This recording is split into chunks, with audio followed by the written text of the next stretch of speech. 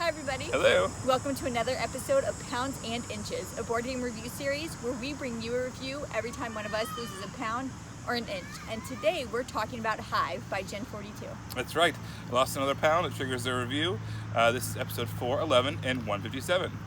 All right, so the reason we picked this game up was we had heard that it was a good game for camping. It was travel friendly and something we like to do, so we figured we'd give it a shot. All right, so what do you get when you get the bag? So you get, this came in our version, a travel bag, and then you get all the different components, these different tiles. There's like ants and grasshoppers. There's sets of 11 per color. So there's 11 black tiles, and then there's 11 white tiles, and that's basically it. All right, so this is a two-player, kind of an abstract strategy game. Its name is Hive, so as it might suggest, it involves bugs.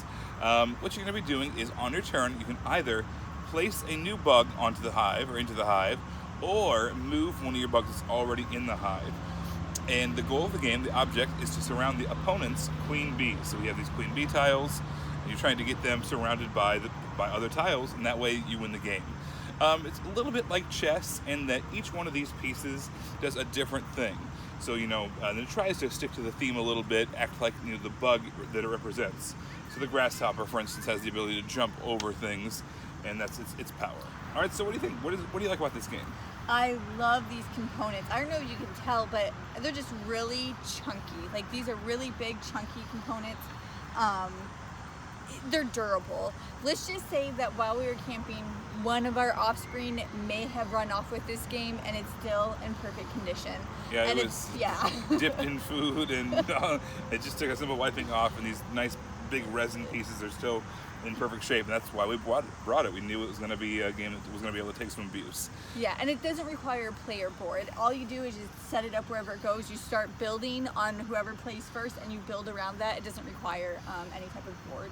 Yeah, what's one of the cool parts about it too is it's one hive, as you call it. All the pieces have to be connected to that one, big, hive situation.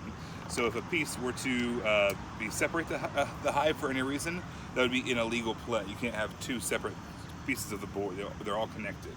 I really like about this game, it's you know exactly what's going to happen. The other player's capable of doing. It's called the perfect information game, meaning that I know it's capable. I can see what's going on. There's no hidden cards. There's no randomization with dice or cards. There's no hidden information. There's nothing. It's just a mental battle between two players who have an equal set of tools to work with, and you're just trying to anticipate what the other person's going to do, and you're playing offense and defense, trying to keep your queen from being surrounded while trying to surround the other queen. I just love that part of this game. It's also a very fast game. We set this down and get a gameplay in maybe 10 minutes. Yeah. And since it's so portable, that's a nice aspect to it, so you can really take it anywhere you want to. It might go a shade longer. If two people are very close in skill level and they're able to counter each other's moves, it might go back and forth a little bit, but still, 10 to 15 minutes, this is a fast one. Yeah, I do have one thing to note about the game that I'm not super fond of, and it isn't really about the game. When we got this in our collection, Ryan had been playing this on his phone quite a lot.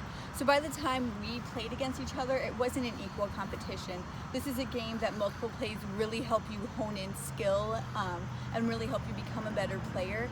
I would just recommend that if you're wanting to play this game, to either play with somebody at your level or maybe have somebody play the app repetitively if you want to play with them.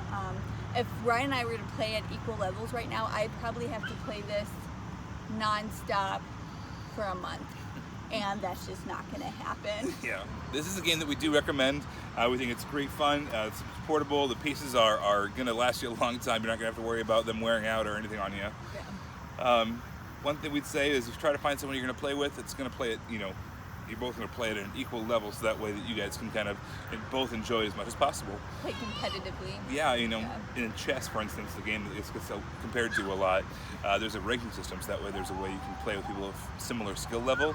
In this one, you're just going to have to either house rule in some handicaps, or else just try to find a way to make yourselves, play back and forth so you can learn the strategies, and it might take a little bit, but it's fun. Yeah. It's worth the push through.